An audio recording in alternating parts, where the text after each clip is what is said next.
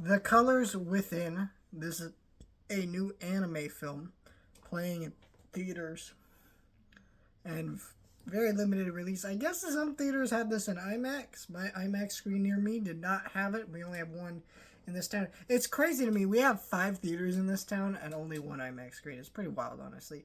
I know the Regal that I saw this at, they're remodeling their seats, what they've needed to do for years. But, like, if you're going to do that, maybe put an IMAX screen, you got, like, a pretty good amount of theaters. One of those could be an IMAX screen. It'd be pretty. I don't know how they would do that, but I feel like you can make it work. But whatever. This film, is it so? This film is directed by a famous anime director. I'm not really sure his name. I'm forgetting. I'm going blank on it. I don't watch a lot of anime, but this year I did want to start talking about more anime. The struggle with anime is a lot of these anime movies that come out are in very limited release, a couple showtimes a day. Half of them are in English, half of them are in Japanese, and as someone who speaks English, I prefer to watch the English dub.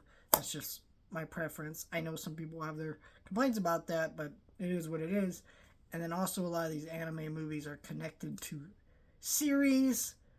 Like I know there's a new Attack on Titan movie coming out this week, so it is kind of like okay, it's really hard to do the anime thing. But I just still want to check this one out for you guys, so you guys get a nice review.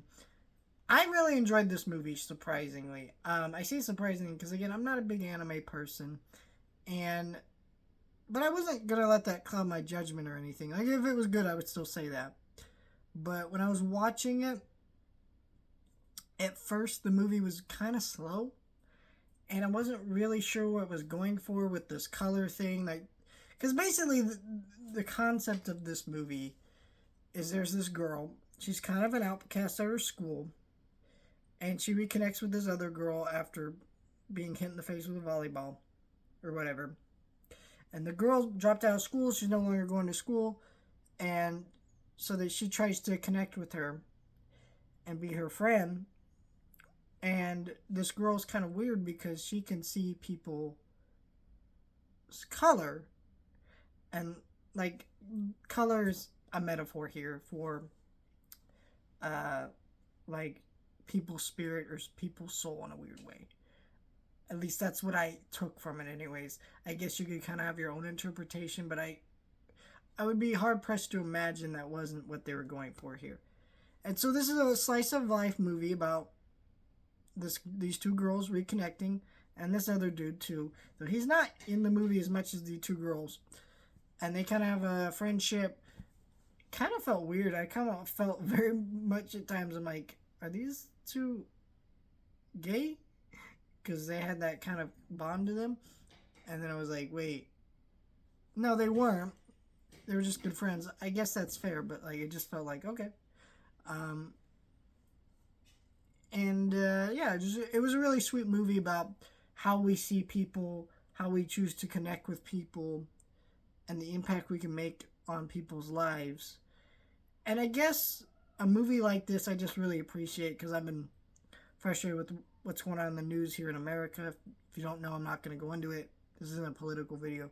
But it is frustrating to watch that kind of stuff and see the lack of empathy that a lot of people are having for other people, and then see a movie that is about reaching out, having empathy for others,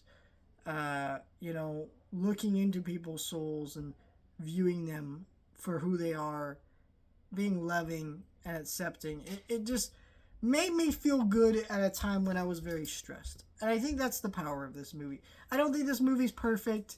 It's kind of slow, a little bit meandering. I think our main girl here, I don't know, she stutters a lot or whatever, and she just can be a little irritating. But for the most part, really the emotions of this movie are what's going to get you going. I also thought this movie had a really good score to it. The few original songs that this band plays actually were pretty good, and I thought the movie was really powerful, like I said, and the animation was very beautiful.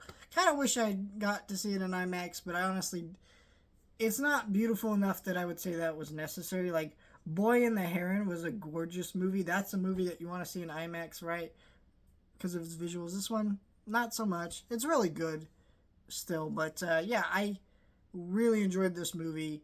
I've seen close to about 20 movies already in 2024, at least new movies.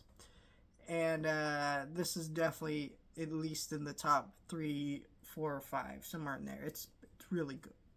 Check this one out.